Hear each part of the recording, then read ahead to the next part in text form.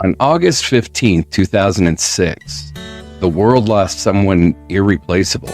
Candace Hiltz was just 17 years old, but she carried herself with the kind of strength, wit, and determination that made people twice her age stop and take notice. She was a devoted daughter, a fierce sister, and a young mother whose love for her little girl was as boundless as it was unconditional. Candace's daughter was born with hydrocephalus, a condition that brought daily challenges, but Candace never wavered. She poured every ounce of herself into caring for her child, fighting for her, advocating for her, and loving her through it all. That love was not quiet or fragile. It was fierce, protective, and full of hope. And though Candace's daughter has since passed on as well, there is comfort in knowing that mother and daughter are together again. Their bond unbroken, their love everlasting. Candace was brilliant. She dreamed big, and she had the kind of intellect that could have carried her anywhere she wanted to go. Friends and family knew her as someone who wouldn't back down, not from an argument, not from injustice, and certainly not from protecting those that she loved. She was tough, yes, but she was also tender. Her laughter could fill a room, and her kindness made those around her feel seen and valued. Her life was stolen far too soon, in an act of cruelty that can never be justified. But that is not how we remember her. We remember Candace for her courage, her fire, her humor, and the way that she loved with her whole heart. We remember the way that she looked out for her family, the way that she adored her daughter, and the way that she lived without apology for who she was. Today, as we mark the anniversary of her death, we choose not to dwell only in grief, but also in remembrance of all that she was. Candace Hiltz and her precious daughter both left this world far too soon, but their spirits endure. Their love remains etched in the hearts of those who knew them, and their story continues to remind us of the fragility of life, the injustice of violence, and the necessity of keeping their memories alive. Candace's name deserves to be spoken. Her life deserves to be honored, and her legacy deserves to be carried forward with the same strength that she embodied. On this day, and always, we remember her not just as a victim of tragedy, but as a radiant young woman whose love and light can never truly be taken away. Let us take a moment to hold Candace in our thoughts, to honor her daughter and the family who still feels her absence every single day. And now, with her memory guiding us, we turn to the story itself, not to relive the pain, but to seek truth, to confront injustice, and to ensure that her name, her life, and her legacy are never forgotten.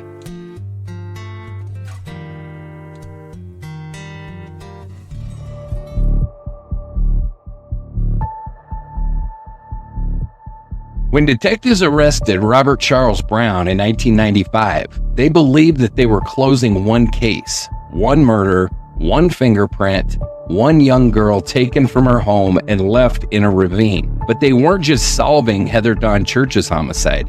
They were opening a door into something much darker, much wider, and far more terrifying than anyone expected. Because Browne wasn't a one-time killer. He wasn't reckless. He was methodical, calculated, the kind of man who took lives like he was checking boxes. And the more investigators dug into his past, the more they started to realize Heather may not have been his first victim, and she wouldn't be the last name he claimed. In this episode, we confront the man behind the fingerprint. We'll walk through Robert Charles Browne's background, his quiet, drifting existence, his disturbing calm, and the moment he became more than just a name in a file. We'll examine how Lou Smit built the case with forensic precision and why his approach gave prosecutors exactly what they needed to secure confession. But we'll also ask the harder question: How many other lives did Browne take? He later claimed responsibility for dozens of murders across the country. Some were confirmed, others felt like bait. Were they credible? Or were they just twisted power plays of a man who knew how to manipulate the system? We'll look at one of his victims, Rocio Sperry, a young woman from Colorado who vanished under eerily familiar circumstances. And we'll read through the chilling letters that Browne sent to investigators, taunting, calculating, and at times infuriatingly vague. Along the way, we'll also examine the system itself, like the anonymous letter that pointed to a legal disaster in Colorado, a 90-day window in which the death penalty was off the books, right when Browne confessed, a loophole that may have spared his life and shattered public trust. But through it all, one truth remains. Heather Dawn Church's case was the thread that unraveled the lie and the people who brought Browne to justice. John Anderson, Lou Smit, and the Church family refused to let the thread be cut. This isn't just the end of a case. It's the beginning of accountability and the haunting realization of what we still don't know. Hey, Angela, how's it going today? Hey. That's all I've got. Just noises. That good, huh? Yeah. It's been a while. It's been a minute. It's been a minute. It's been a rough bit. I'll tell you what. I have to be honest that it's been long enough and you don't have me research, so you get my honest reactions. Yep. That I'm having some memory issues. You said Lou Smit. I was like, oh yeah, that's the case we're talking about. I'm so sorry. Yeah, it's been a while. It's been a little bit, but family comes first. So yeah, and to that, I just want to reiterate our appreciation for the listeners that keep tuning in, even though the schedule is a bit in flux right now. It happens to everybody. Yeah, it does. And unfortunately, I'm dealing with a situation where I'm living at the damn hospital, and so it just is what it is. So I really appreciate everybody's support and continuing to support and help out the show and listen to the episodes as we get them out, and eventually we will get things back on track here. So but yeah, I have not slowed down research, that's for sure. He has not. So I'm gonna have all kinds of new material when we finally get back into the full swing of things, but we're here today, so let's jump into this one. So just don't expect me to remember a lot, because it's all a refresher now. Well, and that maybe is good. It'll give you an opportunity to ask questions that the listeners might also have. So yeah, feel free, jump in, ask whatever. So when the name Robert Charles Browne hit the file, it should have been a break, a resolution, a full stop. But instead, it turned out to be a doorway. And what waited on the other side was far worse than anyone expected. So listeners, welcome back to Dark Dialogue, the podcast where we unravel the shadows of the human mind and dive deep into the mysteries that haunt small towns and big cities alike. I'm your host, John. And I'm Angela. And together we'll shine a light on the stories that keep us up at night, unsolved disappearances, lives stolen too soon, and the questions that refuse to be buried. In this episode, we're stepping into the aftermath. Robert Charles Browne's arrest, his background, and his eventual confession to the murder of Heather Dawn Church. But we're also looking at what he claimed afterward. Confessions to dozens of murders, some credible, some possibly manipulative, and all of them chilling. We'll also hear from him directly through the letters he sent to the law enforcement. And we'll talk about the disturbing timing of it all, like the moment an anonymous letter revealed that Colorado's death penalty had lapsed right when Browne confessed. If you believe cases like this deserve more than just a headline, take a moment now to follow the show, leave a review, give a thumbs up, and most importantly, share this episode. The more people that hear these names, the harder it is for the truth to be buried. Your support helps keep these cases alive. And it helps us keep asking the hard questions that don't go away just because the system says, case closed.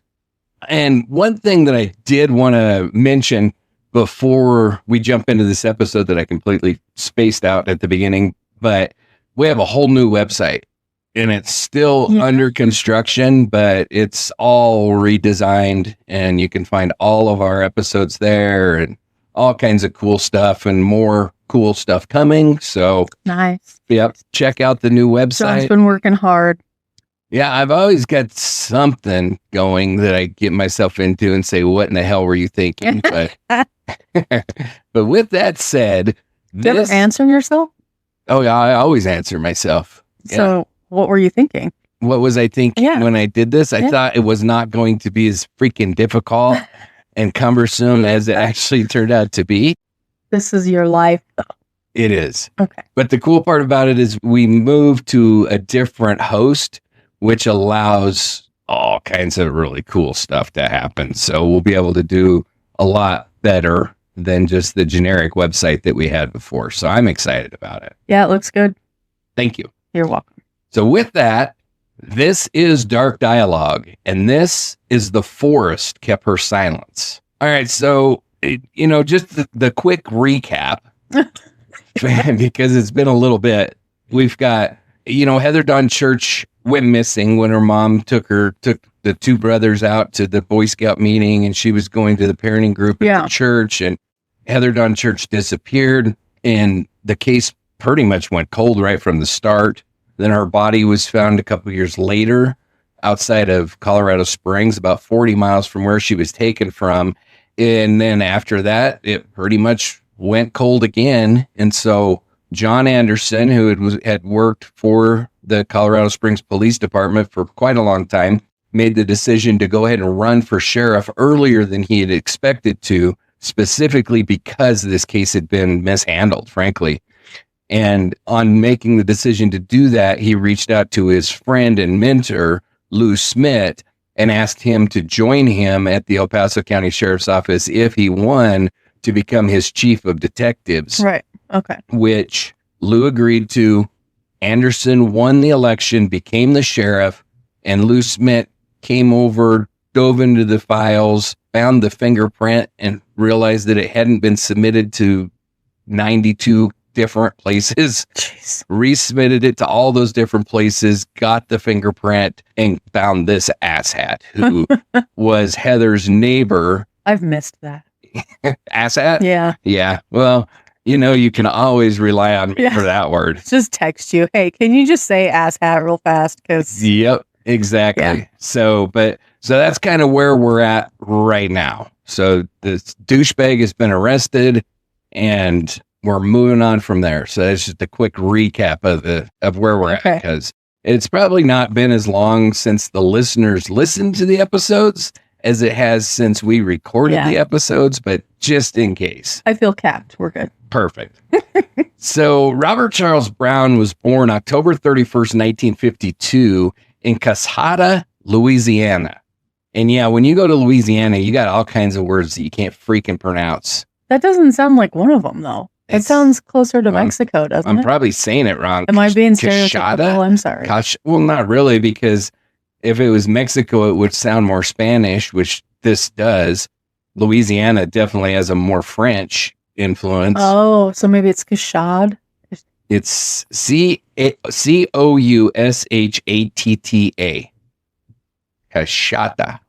Cashata. Cashata. There you go. I don't know. It's probably something like that. Huge French influence in Louisiana. Well, the French owned Louisiana, and then we bought it from them. So, and then you get this. I don't know. Have you ever been to Louisiana? Nope. So you talk. Does that shock you? No, not. I didn't think so. It would have shocked me if you'd have said yes. I've been to Kentucky when I was 1. It's a beautiful state. I love Kentucky, but in Louisiana you get the French influence. But then a lot of the slaves were brought over from Africa, some of them from like the Caribbean, Jamaica and stuff like that. So you have a strong African language influence. You have a strong like Jamaican influence. Right. And you get this, it's like a mix mash of language called Creole. where Ah, like you try to listen to them and they see all this stuff and you can't understand any of it. And then they'll throw in an English word and you'll be like, okay, I know what that is. Fish. Okay. Yeah. But you can't put the English It's words still together fun to listen make to, sense though. because, and it's so fast, but you know, some of the words are French, some of the words are African, some of the words are English, and it's like all mixed up and it's Yeah. cool as shit, but you may as well be speaking all French Yeah. for me because I can't understand any of it. But anyway, it's the most unique state I've ever been to. It's almost like going to a foreign country, not in a bad way. It's Right. freaking awesome, Never been. but it's very unique. Not too much east for me, except for, like I said, when I was one. Yeah. We went for a 5 generations picture. Oh, that's It cool. was the 5th generation. That's cool. So anyway, this douchebag's from Louisiana. He was one of 6 children born into a military family. His father was in the Air Force, so he moved a lot. He was described as being smart kid, but troubled. And he joined the army. We all. I don't think like this ass helps. I don't think so. But he joined the army at 18 and served from 1970 to 76. So he served in Korea. He was honorably discharged as a specialist. And then he was, after the military, he was married and divorced multiple times. He had at least 6 wives. And so, yeah, I mean, the guy is, but he's a piece The of collector.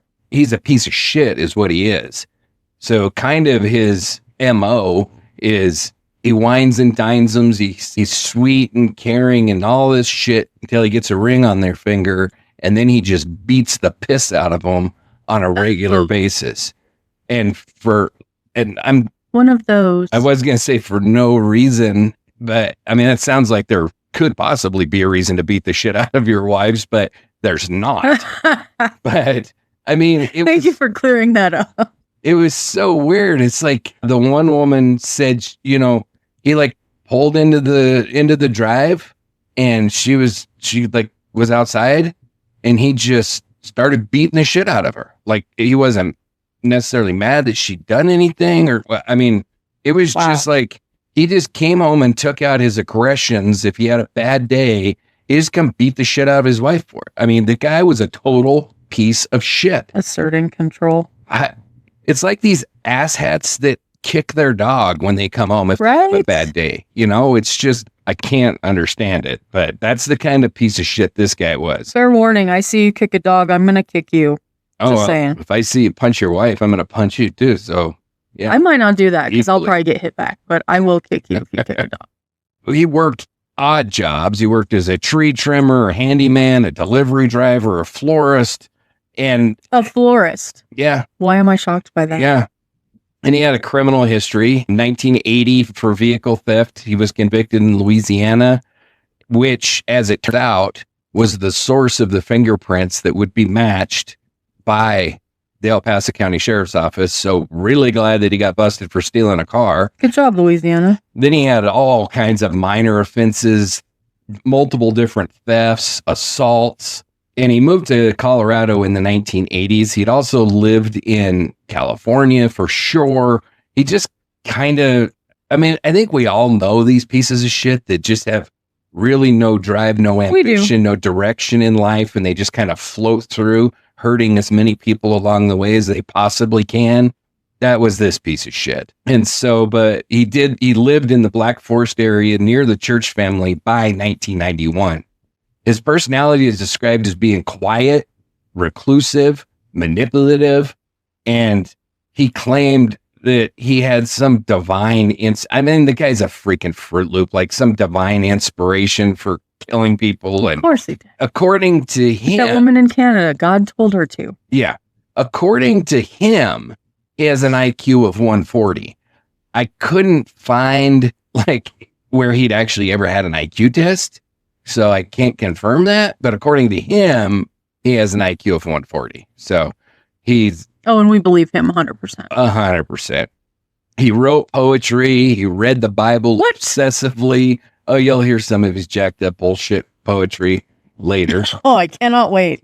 And so he earned himself the moniker of the devil's right-hand man because Is it like roses are red, violets are blue? I just come home. I must hit you. The poem? Yeah. Oh no, it's sicker and darker than that. I just wrote it off the cuff just now, but yeah, it's definitely darker than that. Okay. So sorry, I derailed your train of thought. No. Don't you miss me? Just the time to hit my vape. But like we talked about in the last episode, he made the mistake, left the fingerprint, and then that's where they got him. Was Right. off of that. And then he gave a chilling confession pretty quick after Lou Smit started to interrogate him. And I mean, he initially denied it, like they all do. Yeah. And then they confronted him with the fingerprint evidence. Like I said in the previous episode, they were like, have you ever been in the house? No, never been there. Do you know these people? No, don't know them at all. And then they're like, okay, why is your fingerprint here? And then he's like, because I killed her. Yeah. I mean, it was kind of like that. So according to this piece of shit, and I have a very, very hard time believing this story, and I think everybody else will too, but according to him, he thought that the church house was empty, and so he broke in there to burglarize it, and Heather saw and confronted him, and so he grabbed her, hit her in the head, and then strangled her, broke her neck, whatever. There's differing accounts of exactly what he said, but he claimed that she was dead before they ever left the house, and he only killed her to silence her. There was no sexual assault. There was minimal struggle. And, I have a very hard time believing that. Yeah. First of all, I have a hard time believing that he entered the house thinking that it was unoccupied. I have even a harder time believing that this little 13-year-old girl confronted this freaking monster and, didn't just run and hide somewhere. And I find it nearly impossible to believe that the killing happened the way that it did. And one of the main reasons is if you break into a house and the homeowner confronts you because you're only there to burglarize it and you never intended to hurt anybody, why take the body? It makes no sense. And I don't think I've ever heard of a case where it happened. Honestly, I don't think I've ever heard of a case where somebody is missing from their home and it comes out that it was just a robbery gone wrong. Yeah. The robbery gone wrong stories are when people come home and find somebody dead in the house. Yeah. There's no reason to take the body. It's not like you can say, well, if I take the body, nobody's going to miss her it's a little girl. Her mom's coming home. Yeah. Somebody's going to miss her tonight. There's another child in the house. Right. Yeah. And it just doesn't make any sense. I think he was a sick son of a bitch that took this poor little girl to do bad things. And a lot of the times, if you're there for a robbery and you're confronted, if that's all that you're there for, you run away. Right. Yeah. I mean, sometimes. But, there are robberies gone wrong. Yeah. But I've never heard of one where they take the body, drive it 40 miles away, and dump it. I have heard of a lot of kidnapping and rapes and stuff that end that way, but I don't buy his bullshit story, but I don't buy most of what this guy says. Anyway, he said that, he accidentally killed her essentially and then took her out the sliding patio door, loaded her in the vehicle, drove her 30, 40 miles out to Rampart Range Road and dumped her in the forest. So did the little brother see any of this? Was he 5? Yeah, he was 5 at the time, but no, he was tucked into his crib. A crib at 5? Well, a bed, crib. I don't know specifically. You make a good point. He's a little bit old for a crib. No, there's no indication that he saw any of it. And, just a reminder, he had gotten vaccinations that day, so he was running a fever. He was probably sick and sleepy. And so it doesn't surprise me if he didn't hear or see anything, So, we've really discussed a lot about, Lou Smit, his entire role in the case, how he came to determine that this piece of shit was the guilty one and everything. And so once Browne confessed, then he entered a plea deal because he wanted to avoid the death penalty. And so he entered a plea deal where he would plead guilty to it and give a confession, and then he would get life in prison and not the death penalty. So that was the plea deal. I don't think it was a bad one. You know how my opinion on plea deals, but if you have a plea deal where it's like either kill the son of a bitch or he spends life in prison without parole, I don't have near a problem with that plea deal as I do with either life in prison or 15 years, which some of those are so absurd. Or immunity. Like, yeah. So, he got the plea deal. And from what I understand, the family they were included in the negotiations with the plea deal and everything. And they were pretty devout LDS and not proponents of the death penalty. Right. And so I think they were much on board with the plea deal. He could spend life in prison. He couldn't hurt anybody else. And then they didn't have to deal with the death penalty thing either, because, we on their conscience. Yeah. We forget that, not every family of a murdered victim wants their killer dead. Pretty much every one of them wants them locked up for the rest of their life so they can't ever put another family through that misery, but they don't all want them to die. So, and I think that was the case with the Church family. They were content with this plea deal. I have no personal problem with it whatsoever. And so I don't know what I would choose faced with it. I mean, I could think about it, but I don't know what I would choose until I was faced with it. Like death penalty I don't think that you can put yourself in the situation like with so many things you think but exactly. I can say for myself, I feel pretty confident that my reaction to somebody murdering my daughter would be, I want to administer the death penalty my way. And short of being able to do that. And I have heard fathers actually request the judge, just give me 15 minutes alone with this son of a bitch. Yeah. I would be that father, guarantee it. And if I couldn't have that wish, I'd want him dead. I just know myself enough. I would prefer to do it myself, but if you're not going to let me, then you better do it. And if this son of a bitch ever hits the street, I'm going to do it. Yeah. And if that means I spend the rest of my life in prison for it, so be it. I'm ready to go. But if this bastard gets on the street, he's out. That would be mine. I'm pretty positive of that. My dad was that father, and the police actually said we should just put him in a room with him. Yeah. I think there maybe should be a little bit more of that. Worked out this plea deal, and then he got his life in prison. And so he was sent to prison, and he pretty much stayed completely quiet for 5 years until March of 2000. And in March of 2000, he sent this weird ass letter, and I'm going to go ahead and read it. This is where you get to hear his brilliant poetry from his 140 IQ. Okay. All right.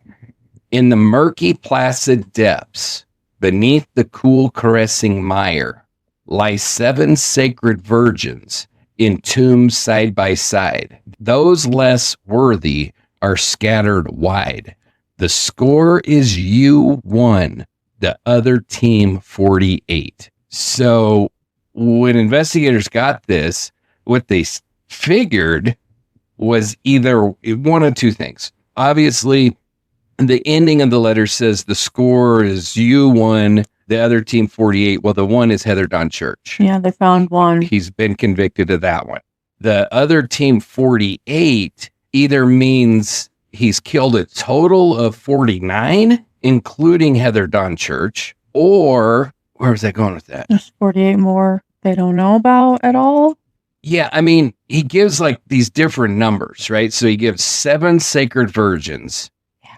And then he says those less worthy are scattered wide. So when I read that letter, I don't know if it would be 48 plus 8, the 7 sacred virgins, and then Heather. plus Heather. And then, so that would be what, 56? 48 were less worthy. Yeah. Or if that means that the 7 sacred virgins are included in the 48, which would make the total number 49. So Might be giving him a little bit too much credit. As far as what? Being smart enough to put that together. Yeah, I mean, who the hell knows, though, with these freaking lunatics? That's true. That's true. So the general thought process from like the FBI and the investigators and stuff in dealing with this nutcase's cryptic ass poetry is it's indicating between 48 and 49 victims. And the thought is that 7 of them that were worthy, he buried somewhere. And the others were just tossed out like Heather was. Yeah. And But Heather should have been worthy. well, I have no idea what this dumb piece of shit considers worthy or not. You know, I mean, when you're dealing with these sick bastards like this, being worthy could mean something like when I was torturing her, she screamed the right way or did the right, responded in the right way. I mean, we don't have a clue what worthy means. It's their brains are completely broken. So trying to figure out what their dumb shit poetry means, it's like Israel Keys' bullshit nonsense. Yeah. It makes no freaking sense. And trying to understand it, you got to be a lunatic. Or you will be once you... And the hard part is every lunatic speaks their own language. So it's not like we can even take it to a lunatic and say, hey, decipher this bullshit for me. Because every one of them speaks their own twisted, sick freaking language. Imagine that job, FBI lunatic deciphering. Yeah, it's John Douglas's job. He's retired, but that was his freaking job. Wow. I mean, there's not a secret decoder ring for that. Not really, but I do think that John Douglas was onto something. And I mean, they did kind of start to understand how these people think, but they also came to realize that each one of them has their own little weird ass bullshit. Yeah, their signature. Yeah. Yeah. So I don't know. It's weird. This poem thing it's so cryptic. It's hard to understand what it even means. And so, but we do know that, so that was set in 2000 and they started to investigate it, and he wrote additional letters, like they're detailed in a book that's called Hello Charlie, Letters from a Serial Killer, that a guy by the name of Charlie Hess wrote. He was a retired FBI CIA agent. You saw that look on my face, didn't you? Yeah. I was like, who's Charlie? Yeah. So he wrote a book about this. He was a retired FBI CIA agent and worked with the El Paso County Sheriff's Office cold case team, which they called the Apple Dumpling Gang, which I think is kind of cool because that was such a great freaking movie back in the day. Have you seen it? Yes. It's been forever. Oh, it's such a good movie. It's Tim Conley and what the hell's his name? Don Knotts. Oh, Don Knotts. Yeah, they were so freaking hilarious. Great freaking movie. That was back when Disney made really great movies. I'm pretty sure that's at Disney. Back when John liked Disney. But anyway, so Hess wrote this book where he kind of detailed this, and Browne detailed between 48 and 49 murders from 1970 to 1995, covering 9 states, being Colorado, Louisiana, Texas, Arkansas, California, Washington, New Mexico, Mississippi, and Oklahoma. He provided maps, sketches, victim descriptions, the methods that he used to kill them. And it did lead to at least one verified exhumation, but most were left unconfirmed. And then in 2006, he pleaded guilty to the murder of Rocio Sperry in 1987 in Colorado and received a second life sentence. No further charges. And that was it as far as his convictions. So they were never able to necessarily find any other victims. Rocio Sperry was 15 and was abducted from Colorado Springs King Supers. She was strangled and her body left in a bathtub. And then, like I said, he confessed to that. And so... Whose bathtub? I don't know. I didn't really dig into her case all that much, but... I'm not sure why my brain's always like, whose bathtub? But it wants to know these things. I think it was a motel room, if I remember right. That makes sense. but don't quote me on that. But, I fully intend to quote you. he claimed that of his nearly 50 victims, it included both men and women aged between 15 and 35, he's guessing. Most were vulnerable people like hitchhikers, bar patrons, and he said that he strangled them, he stabbed them, used an ice pick, a screwdriver, some he shot, some he used blunt force. He dumped the bodies in remote areas, rivers, and then he spoke and with enough specificity about Rocio Sperry that they could link that case. But he also said that he killed Faye Self, who was 26, who was a Louisiana bar patron, killed her in 1983, strangled her, left her body in a river. Wanda Faye Hudson, who was his cousin-in-law, he killed in Louisiana in the 1980s. Never be missed. Right. He stabbed her. Catherine Jean Hayes, who was known as the Grand Am Lady, killed her in Texas in 91 and dismembered her. And then there's some unverified examples, like the one that he referred to as the Asian Bride, who he said that he killed when he was in the military in Korea and strangled her after raping her. He also said that he killed a hitchhiker in Arkansas who he shot, a woman in Mississippi who he strangled, the flat tire lady in Oklahoma in 1984 who he stabbed. And so he claimed that his first kill was the 1997 bar patron in Louisiana. And then after his arrest and all this kind of shit, he boasted that none ever got away. He killed every one of them that he decided to. And that he had some kind of divine inspiration for this shit and was doing God's work. So, I mean, because God wants people to kill people, I'm sure. Right. Yeah. I mean, the guy's I hate that answer. I do too. But, he then recanted and said that he made it all up. I mean, he's like so many of these pieces of shit. And you could tell from that cryptic, freaking weird ass poem, whatever you want to call that nonsense. This is a game to him. You don't send a letter like that because, you all of a sudden caught Jesus and now you want to get right with the Lord before you die. This isn't, I want to do the right thing. It wouldn't be cryptic if it was. This is a game. He's set in prison for 5 years. He's gotten bored and he needs something to pacify his time. So why not toy with investigators? Well, and they might not be paying him enough attention now. And well, exactly. He wants the attention. How? With so many of these people, once they're caught, he's doing life in prison. Then why not be famous? Yeah. While you're doing life in prison, be a famous serial killer. Some of these desire that fame right from the start. Disgusting. They know they're going to get caught. They're almost excited for it because here comes the fame, the book deals, the movies. Exactly. And it's a little bit like, I know I use a lot of movie references, but a lot of the shit that is in movies, there's a kernel of truth to. And it's kind of like Kevin Spacey's character in that movie. That movie. It's kind of like Kevin Spacey's character in Seven. He wanted to complete his work. It's in a box. And then once his work was completed, he needed to let them all know about his work. Well, and he was, of course, final. His final act was to get Brad Pitt to shoot him, which I would have done. I'm just going to say I hated how that movie ended because to me it was like the writer was on a good streak and then all of a sudden somebody popped their head in the room and said, you have 10 minutes to finish this, and he just finished it. I was annoyed.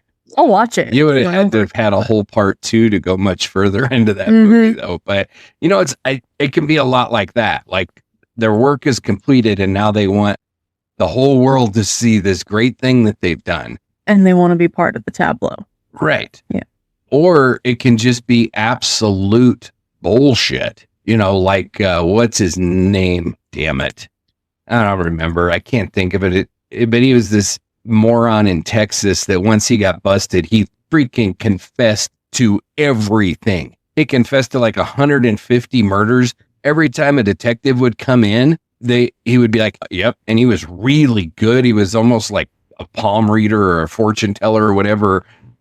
like could really read and just get the details from the investigators so that he could make them believe that he actually Henry Lee Lucas, and he could make them believe that he really was the guy that did it. And so this went on. There were detectives coming to Texas from all over the United States to talk to this guy, thinking that they'd solve these cases. And then one pretty sharp detective went over there and she was like, okay. And so she took his confession and all this, and then she tested him and was like, okay, he's full of shit. Because she had holdback information that only the killer would know, and he didn't know it. And then other detectives started coming back and doing the same tactic. And it turns out we don't even know if he killed any more than what he was convicted of. We know for a fact that he lied about almost all of them. Well, all the ones he confessed to, he lied about because none of them were ever proven to be true. And what makes a guy do something like that? I don't know, but I do think that it is. Well, I think it is a little bit of you're standing in prison, because once you're there, then if you're like this famous serial killer, either one of two things is going to happen. Either one, you're going to get a target on your back, like is happening with Koberger right now and happened with Dahmer. Oh, sad. Or sorry, you're going to be feared and respected, like happened with Charlie Manson and Ed Kemper. That's disgusting. You know, and so, well, I mean, I imagine that Ed Kemper standing 6'9" probably had a lot to do with his respect in prison as well. Okay, fine. But Charlie Manson was like 5'2". Yeah. But he was nothing. He was feared because he was absolutely out of his freaking gourd. Yes, he was. But whatever. I don't think he was ever in it. Oh, no, he was a nut bar from the beginning. I mean, his life story, I don't know how you could go through what he went. I'm not making excuses for the lunatic, but you don't come through a childhood like he had in any way normal. But I don't know what the motivation is. We'll never, ever know the motivation for Browne, why he confessed and all this kind of shit. I personally think that he's telling the truth. Is he telling all of them? I don't know. Is he padding the numbers? Could there be more? Yeah, I think there could easily be more. Fluffing it. Yeah. But could there also be significantly less? Yeah, there could be significantly less. We don't know. And so, you know, it's one of those, it's a tough case, kind of like Sam Little, who, I mean, we know this, that Sam Little likely killed as many as like 130. That's very probable. And he drew pictures of them and told all the details that he could possibly remember. But the problem is, unless you can match the body to the crime and have some kind of evidence to link it to them, it leaves it unconfirmed. And when you're talking about from 1970 in Browne's case to 1995, trying to go back to 1970, find a body, match it up, it becomes almost impossible to do. And so we just don't know.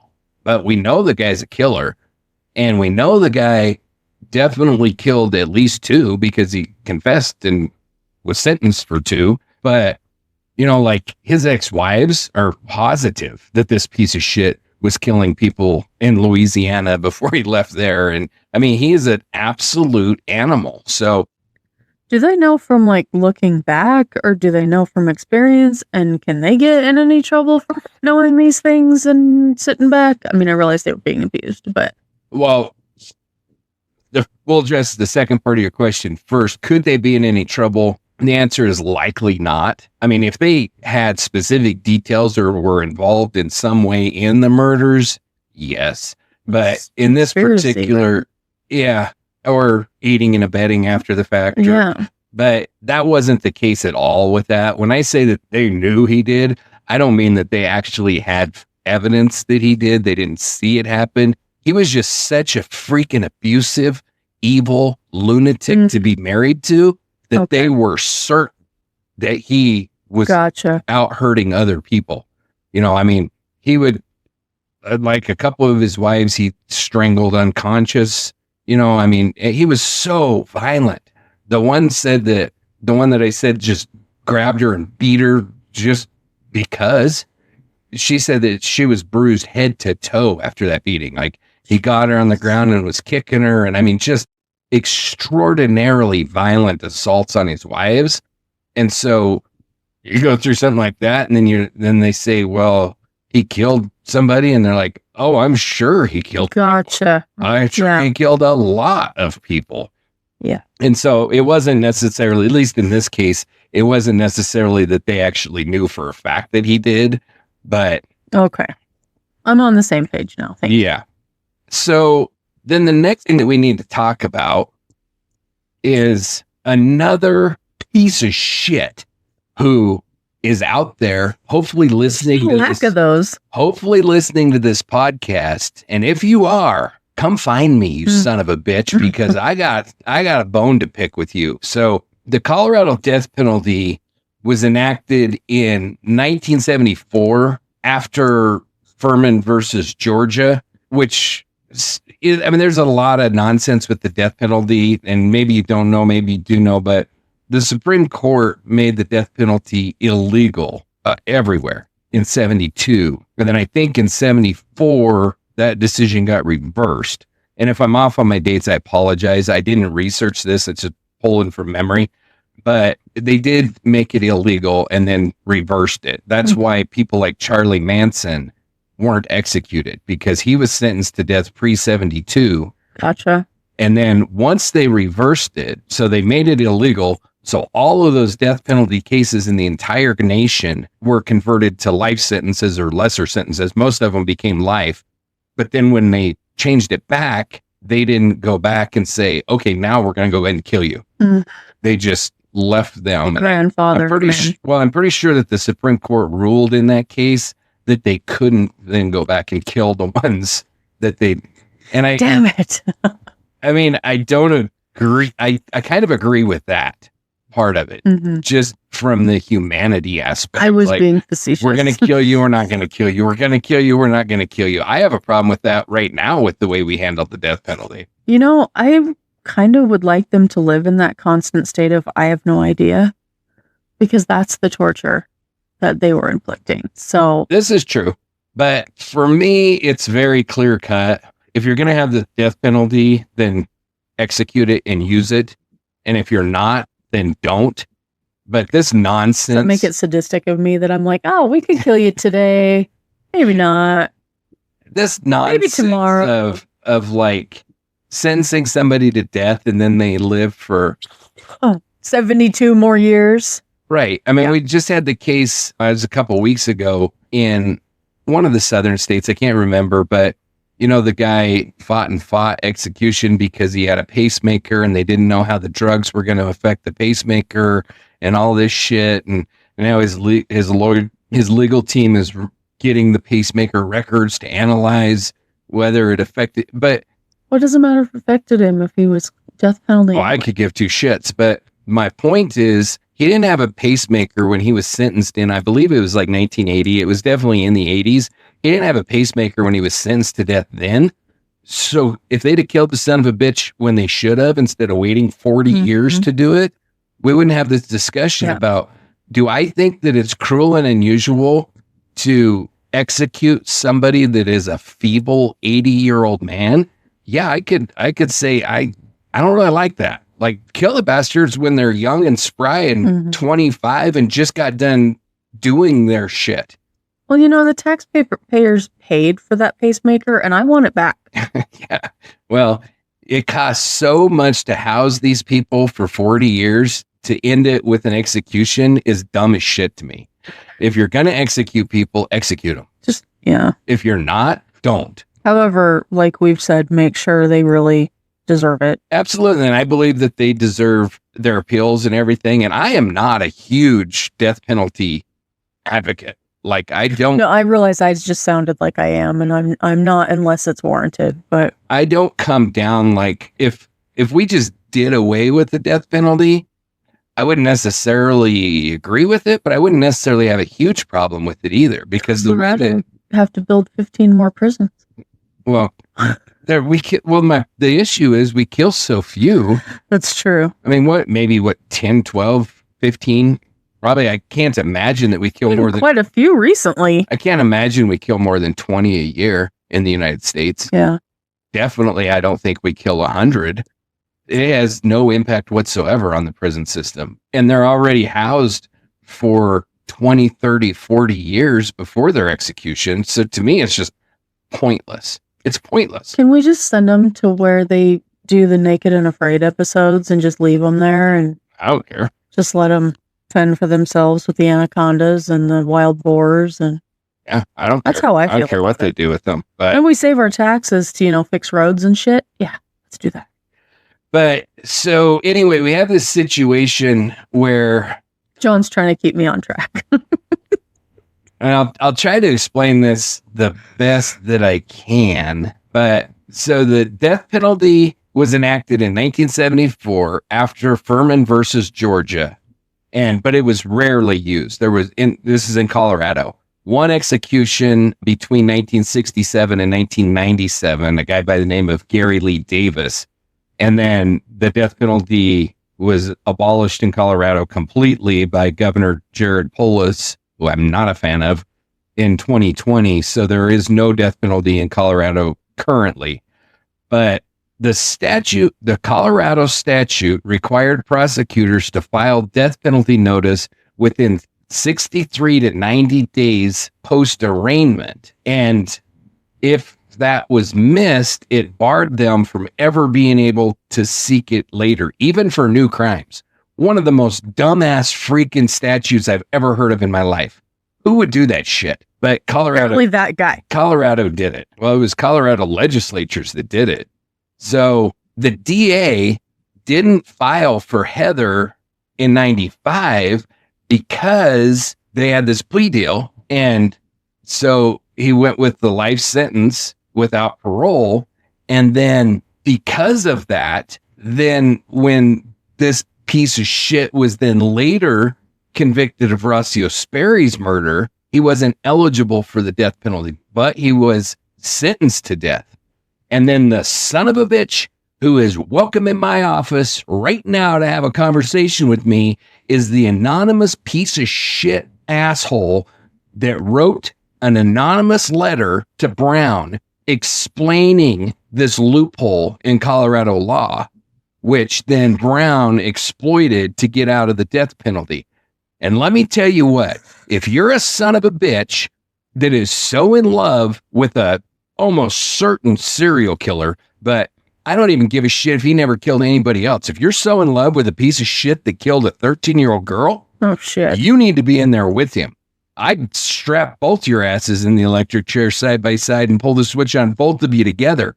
This pissed me off so freaking much, if you couldn't tell. I couldn't. That some asshole would do this and not even put his name on it. Come on, grow a pair. If you're gonna take sides with a freaking serial killer, at least sign your name at the bottom so you can live with the kind of shit that you have coming to you. But no, he didn't. And so we don't know who sent the letter. It was never figured out, but we know that it was sent, and we know that the Robert Charles Browne was able to wiggle his way out. And so I have a feeling you're sooner to meet Mothman than this guy.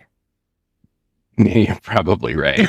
Yeah. So, but anyway, it is a little bit of a quirky part of this case, you know? And so, but it really leaves us, you know, it leaves me anyway, really scratching my head. And we've talked about this on multiple different episodes. I'm sure that we're going to continue to talk about it because it's something that I really personally struggle with. And that is, you know, Lou Smit, obviously he's dead now, but he did a fantastic job on this case. John Anderson, man, I have oodles of respect for both of those guys and what they did, literally changing their lives to solve one case. Yeah. I mean, these guys really deserve all of the accommodations in the world that they could get. And so I don't believe that it's their responsibility. And I don't believe that John Anderson as sheriff can responsibly take his taxpayers' money and investigate 50 crimes scattered across the United States where he doesn't even have jurisdiction. Or know if they truly exist. Right. And in these other states, I don't know that they have the same obligation. I really struggle with this because, you know, they have limited budgets. And as taxpayers, I also don't want the government taking more of my money. Yeah. You know? And so, but I don't know what the answer is to this. But the fact that we have maybe as many as 50 victims and we've only solved 2, we've only given closure, if there is such a thing, to 2 of those families. It's something I struggle with. It's something I struggle with in all of these cases. And I don't know where that responsibility lies. You know, I do know that we have a lot of FBI agents that are doing bullshit nonsense. Yeah. In Washington, D.C., which a lot of them are getting ran out and put back up where they belong, solving crimes. But a lot of them in Washington, D.C., I know that we had all kinds of new IRS agents hired and all. So my point is, I think the money's already there It's been allocated for bullshit. Yeah. And I realize also that currently murder is not a federal crime, and I don't want it to be. I don't want the FBI getting more jurisdiction. But why couldn't there be an FBI team or some kind of a federal team that takes these cases that nobody else is going to work because they can't afford to? And their job is solely to try to solve these cases potentially linked to these serial killers.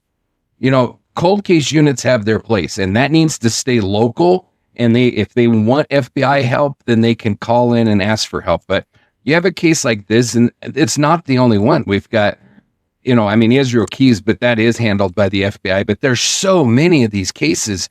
I mean, we talked about, we did the serial killer episode on Rocky Mountain Reckoning, and almost every one of those, as soon as we got done talking about their known victims, then we went into this whole long list of potential and suspected victims. Nobody's working those cases. Nobody's getting those families answers. And they kind of fall into this black hole of, we're pretty sure we got the guy, so we're not going to investigate it anymore. But the family can never hang their hat on that, you know? So I don't know what the answer is, like I said, and I do not believe that it falls on local law enforcement to do it. I don't think it can. They don't have the manpower. They don't have the budget. It just can't be their job. Yeah. And in most of those cases, they don't have the jurisdiction because it's outside of their city or their county or their state. But I think somebody needs to do it. Well, the small goal of ours is to help people do it. Right. So hopefully it grows to a bigger goal, but it is one of our goals as far as I'm concerned, and I'm pretty sure you agree with me. 100%. And because nobody else is doing it, it falls on us true crime advocates. It falls on web sleuths. It falls on us investigating these crimes from home in order to do that. I think that a great solution, and we've talked about this before, is for these states to pass laws that give access to information to vetted investigators. Keyword vetted. Yes. I think you should have to go through some sort of a vetting process, you know, and I said before, if I got to go get my fingerprints taken, get a background check done, do whatever, and that opens the door to like the backside of NamUs, you know, and the other information that is reserved only for law enforcement, then do that. But just leaving them hanging is not an answer. No. There's a better way to do this. There's definitely a better way to do this. Because it could happen to you and you don't want to be one waiting 50 years for answers. Yeah. And I mean, even if it's not me, I don't want... Well, I meant you as in the you, general you. Not you, the John. General you. Yeah. And I mean, just the human part of you alone. That's what I meant. Should demand answers for strangers. You know, I mean, should demand answers for everybody. And it kind of goes back to that golden rule, like do unto others.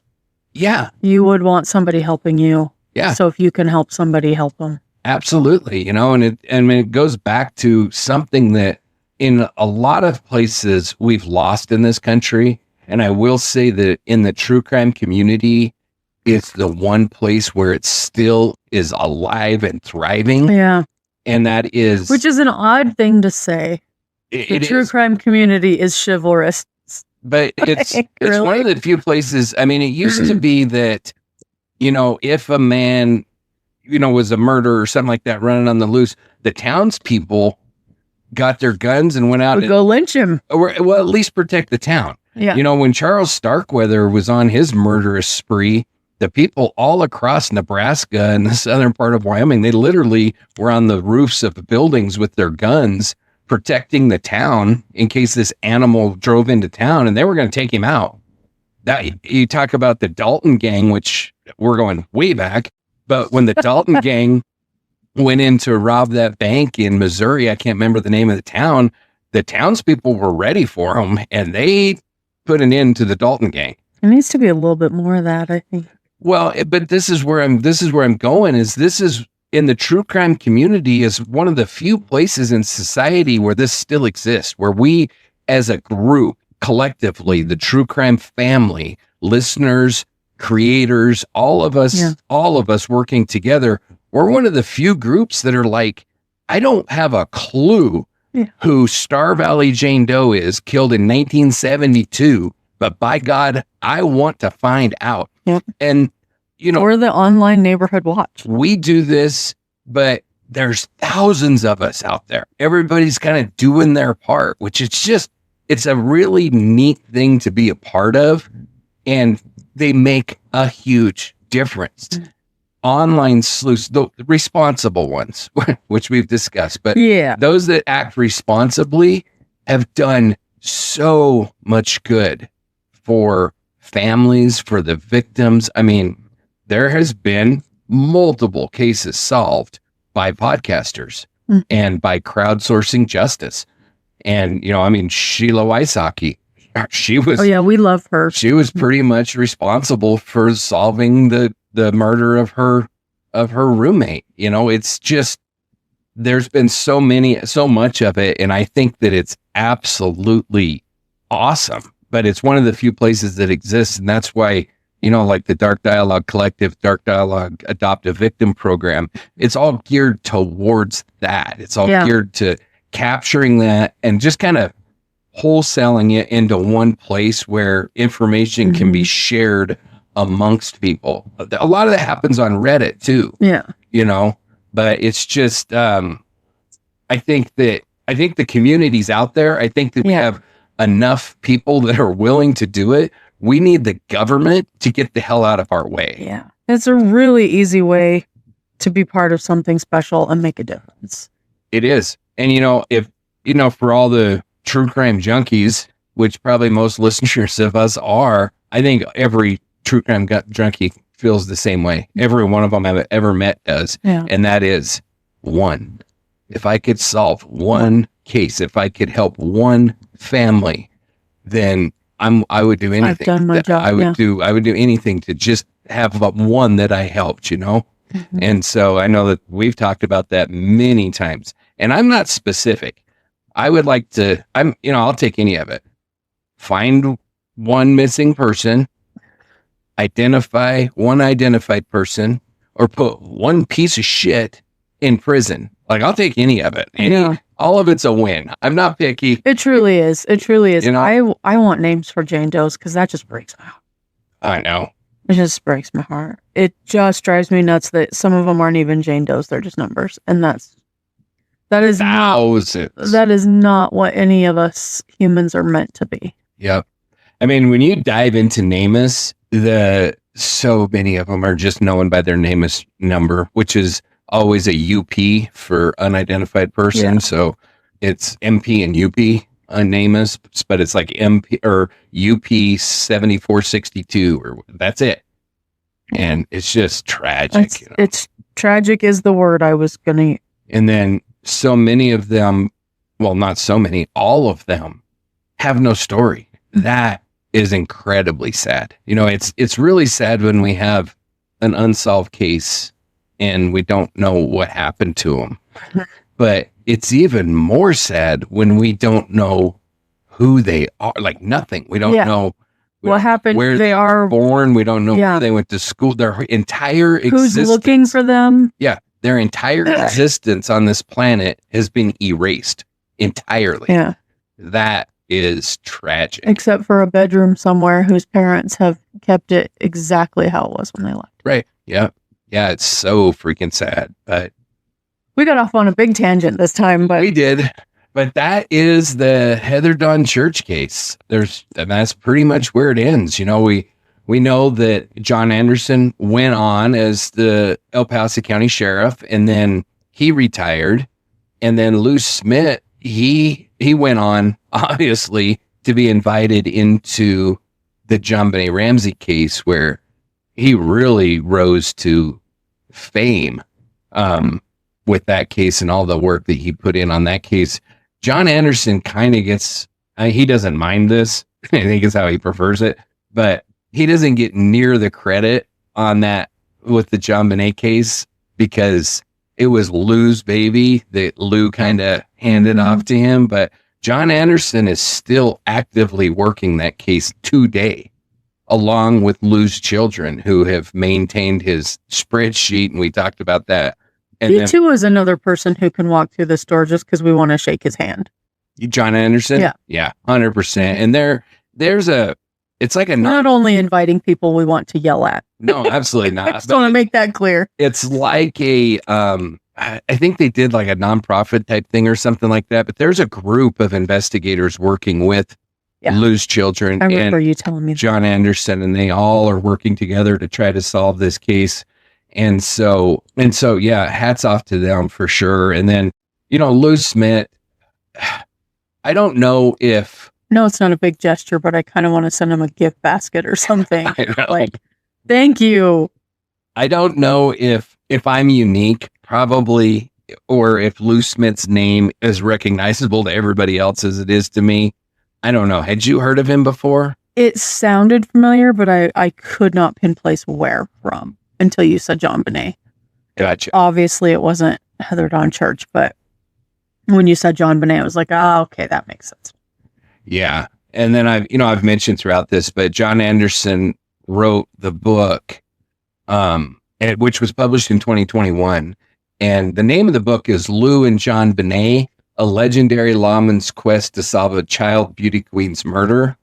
And I need to read that. Yeah, I have it. You can borrow it from me anytime you want. But I'm not shocked. It's a great read. It's a really good book, and it's told from somebody that, you know, so many of these books are written by researchers, and that's great.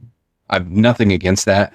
But John Anderson worked with Lou Smit and worked with Lou Smit on this case. And so you're kind of getting as close to Lou Smit's take on the whole thing as is humanly possible.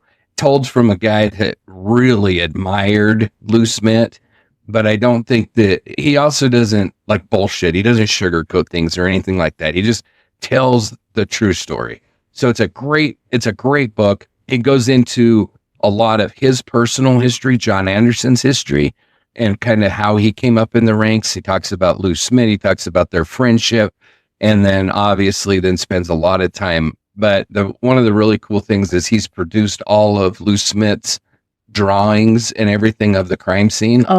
They're all in the book. And so it's just interesting. It's a really good book. I'm pretty sure that it's also available on Audible, if that's your thing. But not sponsored, but just go read this book. Yeah. No, I don't get nothing for this for sure, but I hope that John Anderson does, because he deserves it. Mm-hmm. You know, and so anybody that wants a really great true crime book, and one that's well written, because some of them suck. I mean, they have great information, but you can't get through 5 pages without wanting to blow your head off or fall asleep or something. John doesn't mince words, but you know how it feels. But this is not like that. It's a great read. It's a fast read. It keeps you interested. It's not just facts and figures and nonsense. He does that, but in a way that keeps you engaged. So, you know, it's a really great book. I don't know about that, but I think so. And I think there's people out there who agree with me. Well, I appreciate that. As long as I'm entertaining people and doing the job that we set out to do, then I am content. Exactly. And then we also have to talk about the Church family. Obviously, this poor family was never the same. No one ever is. Of course not. You can't lose a child or a sibling and ever be the same. So after Heather's murder, the family really withdrew from public life for the most part. They've done a few shows. They did, well, Michael, her father, at least was interviewed for, I'm pretty sure it was the Homicide Hunter episode that dealt with this case, but they're really not out in the public eye very much. Her parents went ahead, obviously, with their, I guess not obviously, but her parents did go ahead and get divorced. They were it was pretty much final by the time of her death. So they did.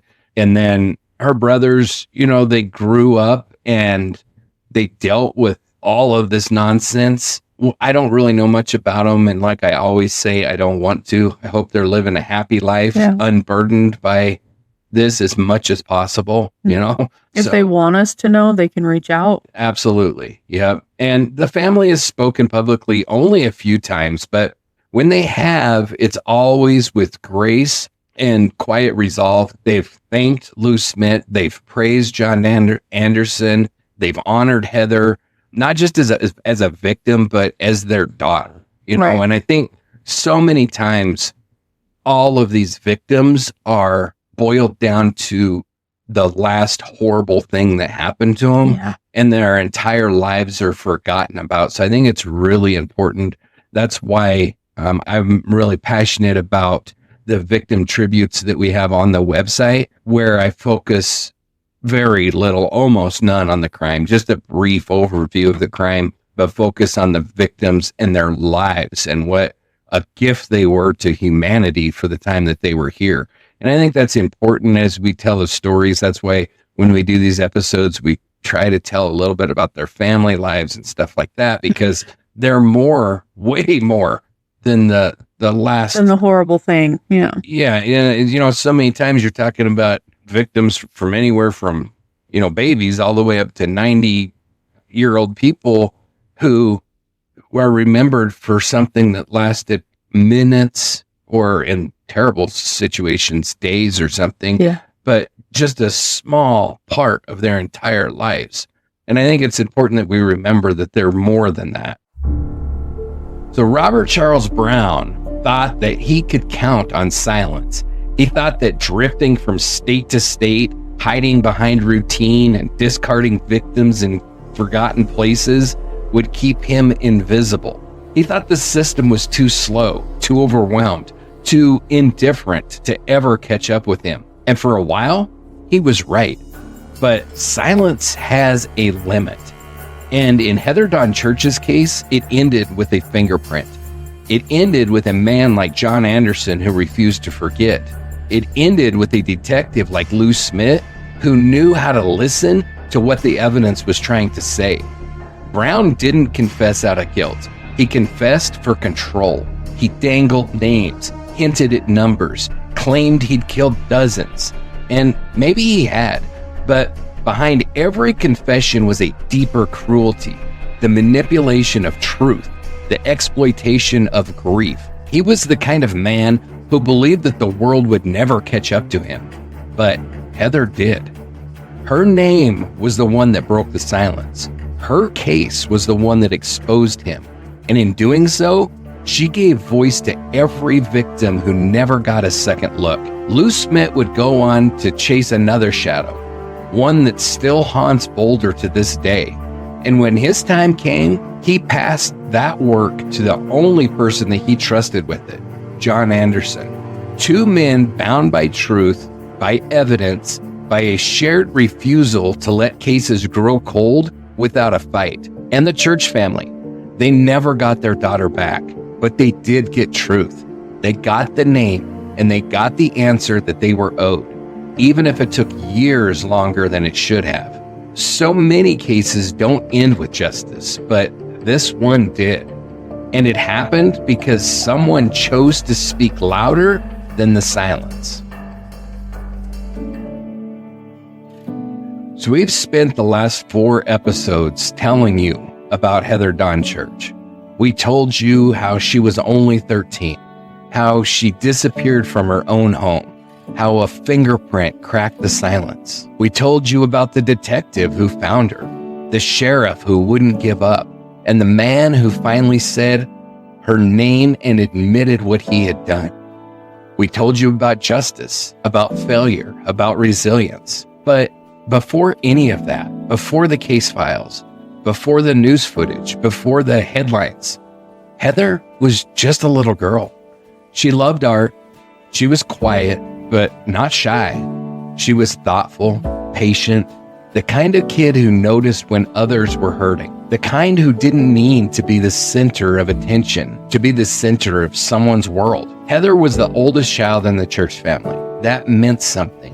She was a helper, a calming presence, someone her younger brothers could look up to. On the night that she disappeared, they were at the Cub Scouts, just boys out living a normal Thursday, never imagining that life as they knew it was about to shatter. Her mother came home to an open door, an empty chair, and a silence that screamed louder than any words ever could. Her father, already separated from her mother, would spend years under the cloud of suspicion cast by a broken system that didn't know what else to do. Her brothers would grow up with more questions than answers, trying to rebuild their childhood in the shadow of a sister who was always just out of reach. And yet, Heather still had an impact. She changed the course of the sheriff's race. She brought Lou Smit into that scene. She exposed a serial killer who thought no one was paying attention. She reminded a state that justice delayed doesn't have to mean justice denied. She mattered, and not just because of how she died, but because of how many people fought to make sure her death wasn't the end of her story. You see, victims like Heather are often reduced to a few terrible moments. They're described in past tense, boxed into timelines and evidence charts, but Heather was more than the case that followed her. She was that child, that sister, that daughter, a friend, a human being with a full life ahead of her. She never got to finish middle school. She never got to fall in love. She never got to go to prom, to graduate, to find herself in her 20s, or to make bad coffee in her first apartment. She never got to choose who she would become. But we remember her anyway, not as a statistic, not as a headline, but as a girl who mattered. Heather's legacy lives on, not just in the case that was solved, but in the people who refused to let it go cold, in every detective who now asks harder questions, in every parent who double checks the locks, in every sheriff who understands that leadership means listening, even when it's hard, even when it's too late. She mattered to her family. She matters to us. And she should matter to you too, because Heather Dawn Church deserved a full life. And even though she didn't get one, the truth she uncovered has the power to change the world for those who still can't. So this is for Heather, not for how she died, but for how fiercely we remember her. We're not recommending any particular documentary as the definitive version of Heather's story, but if you want to see how her case has been portrayed in the media, there are a couple of options out there. Forensic Files Season 12, Episode 12, titled Telltale Tracks, gives a factual overview with a focus on the forensic breakthrough that helped solve the case, and Homicide Hunter covers it in Season 8, Episode 16, Who Took Heather. That one's more dramatized, but it touches on the early investigative efforts. Just know going in, like with most true crime TV, there's a mix of fact and storytelling. If Heather's story moved you, if it made you pause, made you angry, or made you think, don't let it end here. Take a moment right now to follow or subscribe. Give the episode a thumbs up, a rating, a review, whatever your platform allows. And most importantly, share it. Share Heather's name. Share her voice, because the more people who hear her story, the less likely are to let silence win again. You can also support the work that we do by visiting darkdialogue.com. There you'll find full case files, bonus materials, and our Adopt a Victim program, where you can help bring attention to victims whose stories have fallen through the cracks. If you'd like to contribute directly, you can find us on Patreon and on Ko-fi. Every dollar goes toward keeping these investigations alive and public. If you have a cold case we should cover, a lead, a theory, you can reach us at info@darkdialogue.com. We listen, we follow up, and we don't forget. So this marks the end of Heather's arc in The Forest Kept Her Silence, but her legacy is far from over. The work that John Anderson and Lou Smit began continues, and the impact of Heather's case will echo through every future investigation that refuses to be ignored. So thank you for walking this path with us, for listening, for caring, and for remembering Heather Dawn Church. Not only as a file number, but as a daughter, a sister, and a voice that finally broke the silence. And I do have to say, thank you for John for putting in all this effort. Oh, absolutely. It is my pleasure. It really is.